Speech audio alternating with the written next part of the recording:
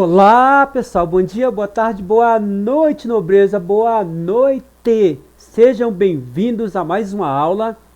Aqui nós vamos resolver exercícios sobre Química Geral, conteúdo do primeiro ano e vamos comentar. Então vamos lá, Garibel, vamos lá, Garibel.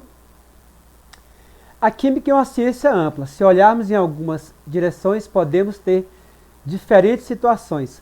Pela perspectiva da física, veremos que os princípios da química baseiam-se no comportamento de átomos e moléculas.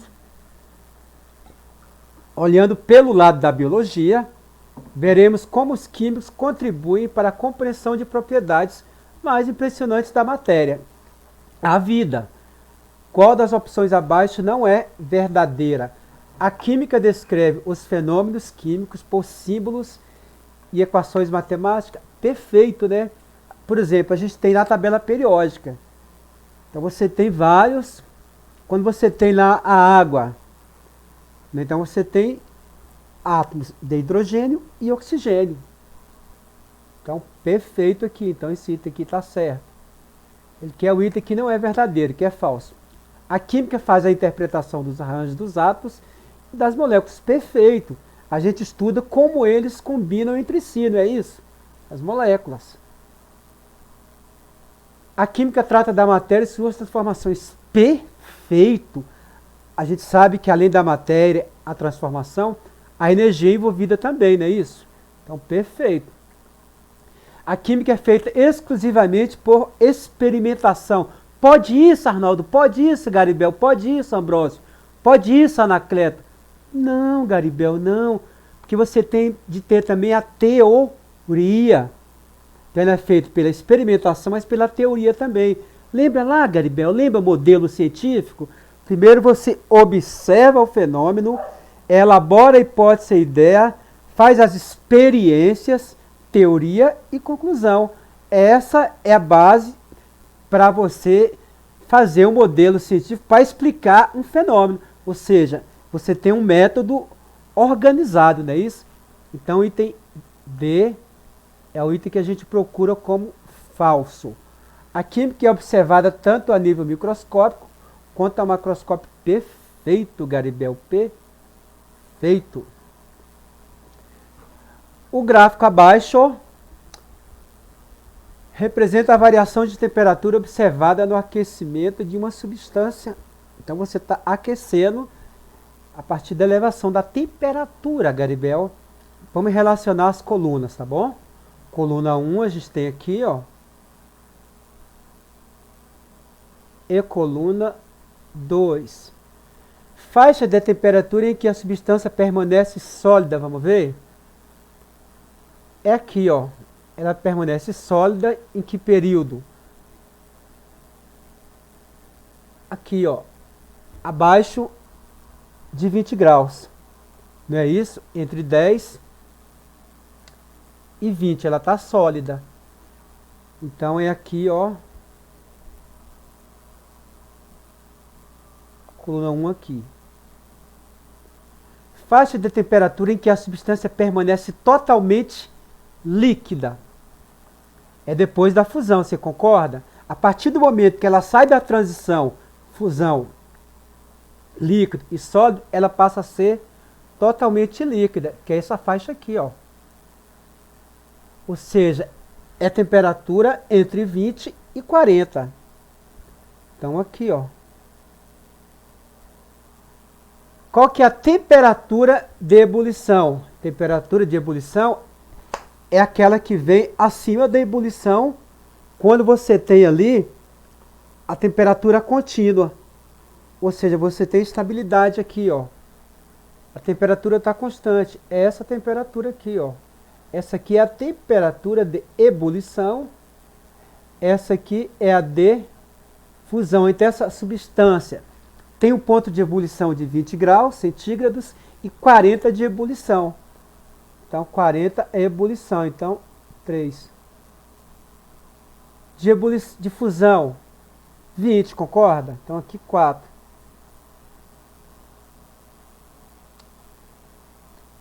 Tempo que a fusão demora. A fusão está aqui, ó. Ela vai de 10 até 20 minutos. Então 20, 10 minutos.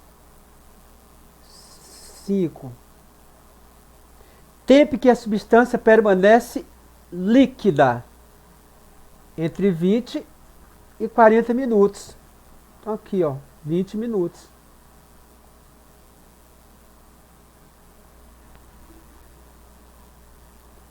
Agora vamos para o item 3. O gráfico a seguir representa a curva de resfriamento da água. Pura a pressão constante. Julgue verdadeira ou falsa. O fenômeno 1, o fenômeno que ocorre na região B é essa aqui, ó.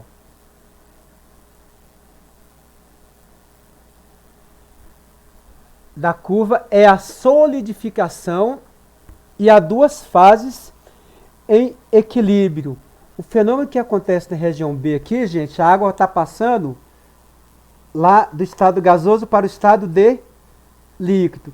Então, nesse momento aqui, na transição em B, você tem líquido e gasoso.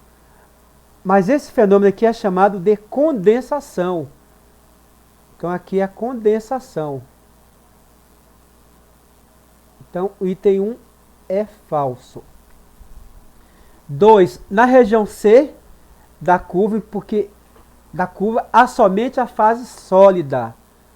Aqui na região C da curva, ó, você não tem a fase sólida, você tem a fase líquida. Fase sólida é aqui na E, ó. Depois da fusão. Então, na região C da curva, há somente a fase sólida? Não. Na região B e D da curva, a temperatura permanece constante. Perfeito. Ó. B e D, a temperatura permanece constante. Aqui ela fica constante na região B por um grande período em 100 graus. Aqui é 0 graus. Na região D da curva coexistem a fase sólida e líquida, ou seja, existem as duas fases, sólida e líquida. Região D, aqui ó, é a fase de fusão, então perfeito. Uma substância sólida é aquecida continuamente. O gráfico a seguir mostra a variação da temperatura ordenada com o tempo. Então você tem a temperatura aqui, ó, a variação, e aqui você tem o tempo. Eixo Y, temperatura, eixo X, o tempo. O ponto de fusão, o ponto de ebulição e o tempo durante o qual a substância permanece no estado líquido são. Primeiro vamos lá, o ponto de fusão. O ponto de fusão é esse aqui, ó. Que é maior que 50 graus. Então aqui está em torno de quê? Então, ó, e é menor que 100. Então, o A está fora, o C está fora. Então, segundo as possíveis respostas, 65 graus aqui, ó. Então, é a B, ou a D, ou a E. O ponto de ebulição é esse aqui, não é? Ele está sempre acima. Quando você está em uma substância em aquecimento, está sempre acima da fusão. Então é 150. Então, pode ser a B, pode ser a D, pode ser a E. Agora, qual o tempo em que ela permanece no estado líquido? É daqui para cá, ó. Aqui ela está no estado de líquido, ó. Então é entre 20 e 25 minutos. Então, na verdade, são 25 minutos. Ó. Na verdade, aqui, ó, de 20 a 25 minutos, então 5 minutos, não é isso? Então, letra D, porque aqui são 25, menos 25. Correlação na coluna da direita com a coluna da esquerda. Vamos lá. Água, substância composta. 2. Só gás, oxigênio, substância simples, né? Aqui, ó.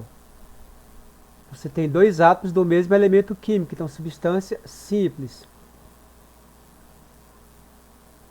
3. Vinagre, você tem uma mistura, não é isso? Você tem a água e o próprio ácido acético. Então você tem uma mistura. 4. Então 2, 3, 4. Então o A está fora, o B está fora, o C está fora. Só pode ser a letra D ou a letra E. O sódio, substância, elemento químico. Então, 1. Então, pode ser tanto a D como a E. Opa, a E já não pode. Porque ele classifica o sódio como uma mistura. Então, sobrou a letra D, Garibel. Então, vamos confirmar aqui o 4. Água do mar, mistura. E a liga de cobre, água do mar, você tem sal, você tem água. A liga de cobre é o cobre, mais um percentual de zinco, né? A liga de cobre, na verdade, é o latão, Garibel, o latão. Então, letra D. Considere as duas situações mostradas nas imagens a seguir. Qual processo é representado na imagem 1 e 2? Isso aqui é para você classificar se é endotérmico ou exotérmico, ou seja, se o sistema ganha energia ou se ele libera energia.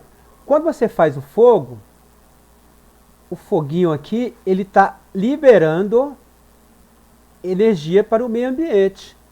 Portanto, esse processo aqui, ele é exotérmico, externo, exotérmico. Aqui, ó, a roupa, você tem a roupa no varal, você tem a roupa molhada. Essa água que está no estado de líquido precisa sair da sua roupa.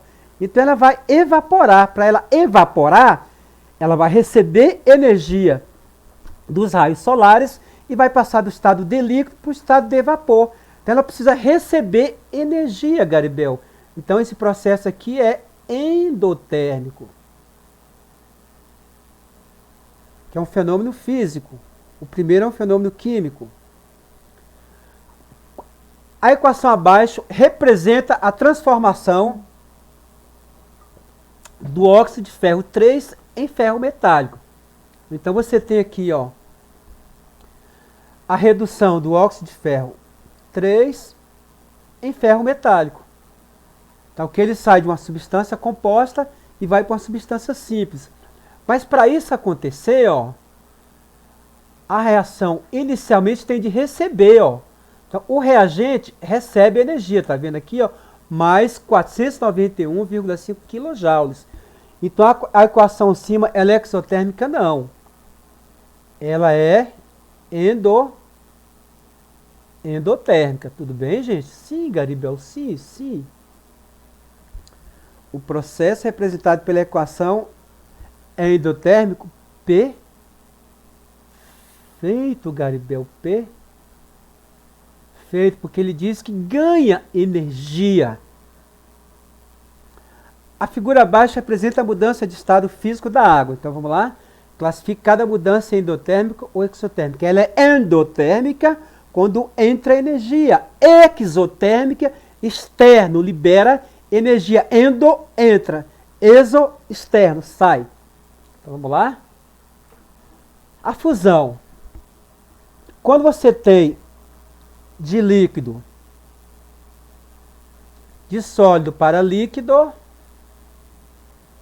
quando você tira o gelo do congelador e bota a temperatura ambiente, tem de entrar energia, não é?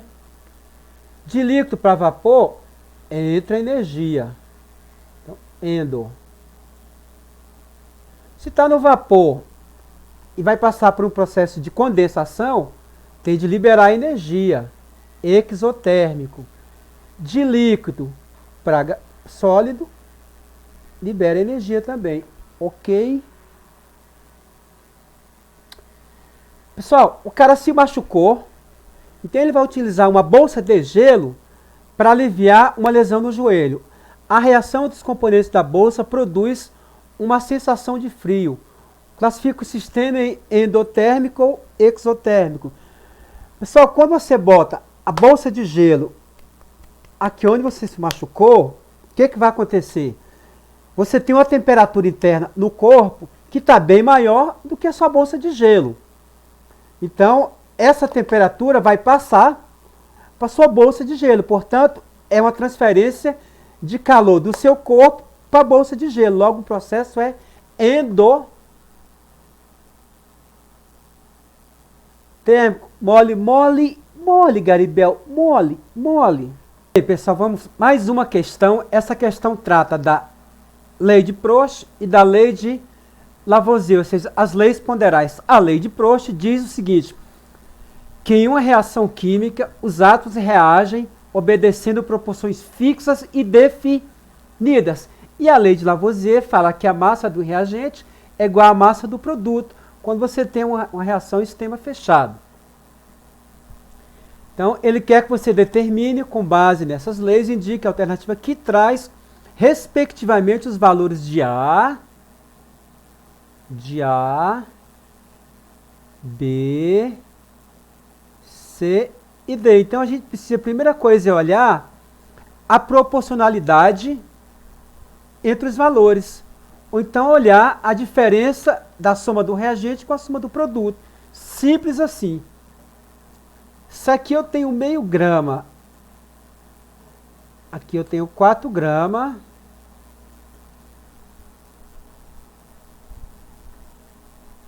Então, a primeira coisa que a gente vai olhar aqui é a proporção, não é?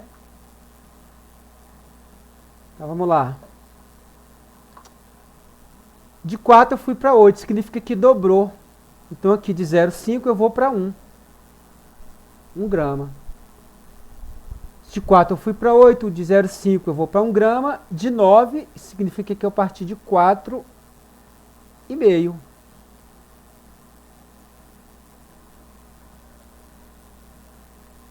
Então, vamos aqui agora, de 4 eu fui para 8, portanto, de 8 eu vou para 16. De 16 eu fui para 88, de 2 eu fui para 11,5. Se você dividir 11,5 por 2, vai dar 5,55. Pega a sua calculadora, Garibel. Então, ou seja, a proporção aqui é sempre 5,5. Então, 18 vezes 5,5 vai dar 99,99. Portanto, o A é 4,5 gramas, o B 1 grama, o C 16 gramas e o D 99,9. Portanto, letra A, Garibel, letra A. Agora vamos para mais uma questão. Questão aqui para a gente concluir a nossa aulinha de hoje, que é uma questão de cinética química. Aqui ele fala da decomposição do peróxido de hidrogênio. Então ele fala que quando você coloca água oxigenada no seu organismo, por exemplo, em cima de algum machucado, se decompõe em água e O2. O peróxido de hidrogênio é um produto secundário do metabolismo celular e apresenta algumas funções úteis, mas quando em excesso é prejudicial, gerando radicais que são tóxicos para as células. Para se defender, o organismo vivo utiliza a enzima catalase, que decompõe a água oxigenada em água e oxigênio. Então aqui embaixo tem a energia da reação de decomposição, que está aqui, ó. Então vamos primeiro interpretar esse gráfico aqui, pessoal. Bem, aqui, ó, eu tenho a energia de ativação sem catalase, ou seja, você vê que a diferença de energia, que está aqui, ó, ela é maior, né? Aqui é com a enzima.